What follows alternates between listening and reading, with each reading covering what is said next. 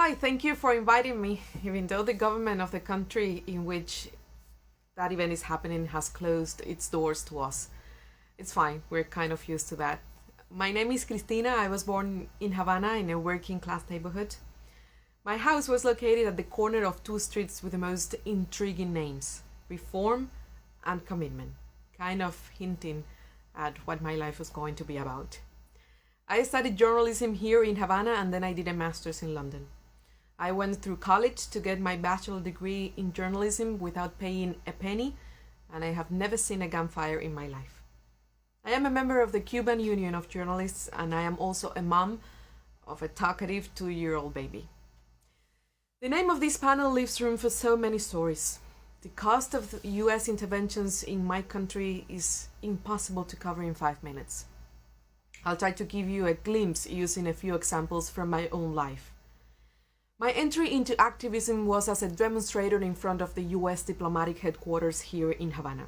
It was 1999 and a 5-year-old boy was taken by his mother across the Florida Straits to get to Miami. They all died except the boy, who survived miraculously and got to Miami and to family that did not even know him and used him as an opportunity for self-promotion, political traction, and money.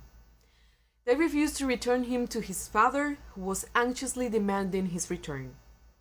The Cuban leader, Fidel Castro, foresaw that the only way to get the boy back was by a massive and visible rejection of his kidnapping. A kidnapping, by the way, behind which stood a very well-funded Cuban-American lobby. I demonstrated for days, for weeks. After a long battle, until finally then President Bill Clinton himself said that the boy belonged to his father and the FBI had to break into the house and get him. He's today a healthy, happy father of a newborn. I was in my early teens, and an experience pushed me to a point where I had to take part. I had to get involved, and it was for the right cause. My life has been marked by austerity and resilience, as that of the majority of Cubans, because of the many obstacles the US sanctions have imposed. This country is under the most comprehensive and extensive system of sanctions ever imposed by the most powerful country of the world. The resilience of the Cuban people should be studied by experts because it's exceptional. When the presidents of the United States and Cuba announced their rapprochement December 17, 2014, it was history in the making. At that time, I covered Cuba-US relations, and I spent those months watching a clear change in strategy, but not of purpose. Regime change in Cuba, not allowing this country to be fully independent, not accepting our chosen path of social justice. Those are stones stuck in the craw of every American president since 1959. But Barack Obama was brave enough to not use Florida as an excuse and to open up a different strategy consistent with US national interests.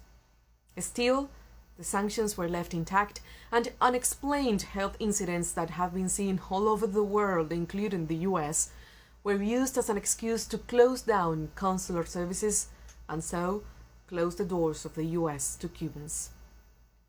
Donald Trump took to the relations between the two countries to its worst point probably in 30 years. And Joe Biden has left everything as it was without having the courage to craft his own strategy on Cuba. Two final examples. In the middle of the pandemic, the only medical oxygen plant in Cuba broke down. People died in hospitals because of the lack of oxygen. During those same days, Washington refused to sell ventilators to Cuba, using COVID-19 as the perfect ally to promote such desperation that some people turned on their own government. Again, the resilience of these people created another epic story invisible to the mainstream international media. Cuba created 3 safe vaccines and has immunized more than 80% of its population with homegrown vaccines. Search around. You will not find another such crazy success story. And one final example. This one is not easy for me. My best friend had a baby 3 years ago. She's a bright and curious toddler, but she needs a liver transplant, which is something can be done in Cuba though it is thought of as a first world surgery. The only obstacle is a small number of surgical supplies and drugs that are almost impossible to get because of the sanctions. And that brings us back to the embargo or blockade. Designed to promote regime change, an embargo, they say, is directed against the government, but makes harder, if not impossible, for a 3-year-old toddler to get a liver transplant that can save her life. One last idea. Cuba has many domestic challenges. We must grow into accepting more criticism. We need a press model more adjusted to our young audiences. We must think beyond the besieged square perspective. They say the purpose is to see this country becoming a democracy, but in this context, it means subordination to Washington's interests. I do believe in freedom, in democracy, the real thing, and in improving many things in my own country. Seeing it thrive is a dream that inspires me and makes me endure many sacrifices. They say we're terrorists, they put us on the list, they say we're anti-democratic, but they don't let us go there to the United States to speak up. They say we only accept one way of thinking, but then they adopt and sponsor opposition in Cuba, making it a very well-paid job. One final idea, and this is the message. All of you can become ambassadors of the truth of Cuba. And this is what we want to say. Let us live and figure out the solution to our own problems. Thank you again for this opportunity and for the bravery of standing against injustice. I'm sure we will see each other sometime soon. Thank you.